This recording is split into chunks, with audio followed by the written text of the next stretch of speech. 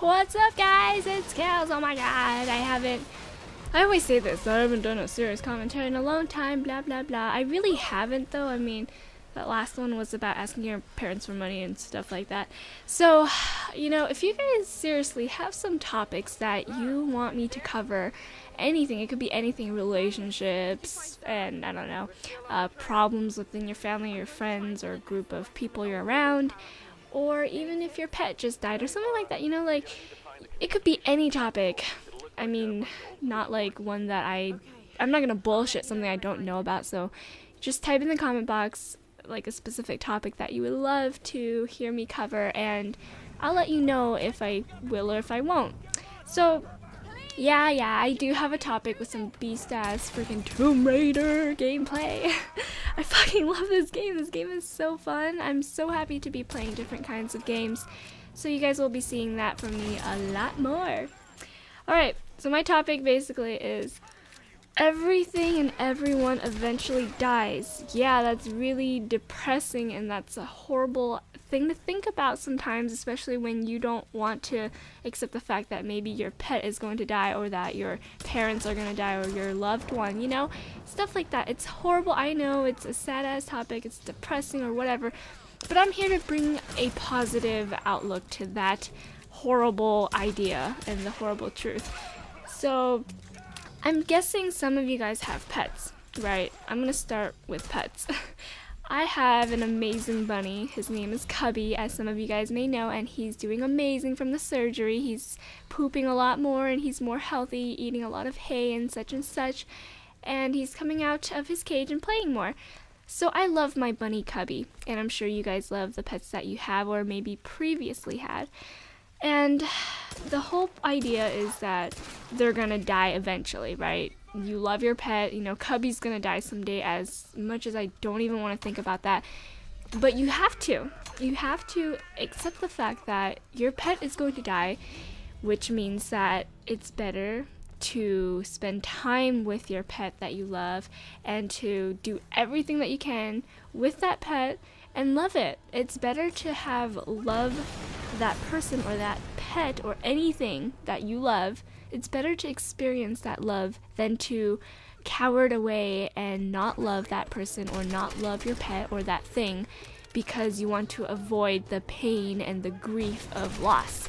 So in general, if you lose, so if I could say this in like a quote, basically would be like, everything / everyone eventually dies, right? But it's better to have been able to love those things and the people that you love rather than to avoid the pain or grief or loss, because you would lose an extraordinary experience of happiness if you avoid that pain. So yeah, we can all choose not to fall in love or to have a pet. I don't have to have Cubby, or I don't have to be in a relationship or love somebody, but I choose to, because that feeling of happiness and love completely compensates or is a much bigger, like I said, extraordinary feeling than the feeling of pain, because either way you're gonna have a loss, which I mean by if you choose to avoid having a pet or loving somebody because you're afraid of it might hurt, then either way you're still losing that extraordinary happiness and that experience, right? So it's better to love something and somebody rather than to not love them at all. So my point is that, yeah, shit happens in life, people die, the things you love die, but that's why the time that you have now, because we always have time, never say you don't have time to play with your dog or your cat or your hamster or your fish or whatever you have, your bunny. Never say that you don't have time for that, because otherwise, why the fuck do you have that animal with you or even in your life or whatever? So please don't say shit like, oh, I'm gonna eat them. Gross. Anyways, yeah, just, you always have time in your life, and you should always put love and effort into your friendships, your relationships with people, and even animals if you love animals, or even nature, or whatever it is that you love, such as maybe even instruments, like playing an instrument, or playing a video game, or like put effort into more so people and animals, or if you're a pet, if you have one, put love and effort into those things, because those things are what we experience, or where we experience and how we experience love and happiness. Like the majority of love and happiness definitely comes from other people and even your pets.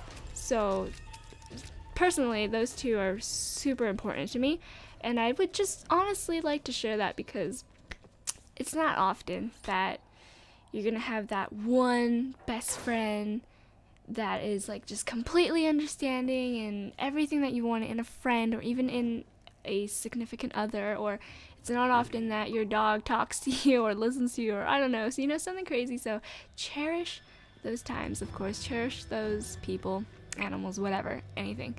That's what life is, okay? So do not be afraid to love something because you know that they're gonna die or that it's gonna leave.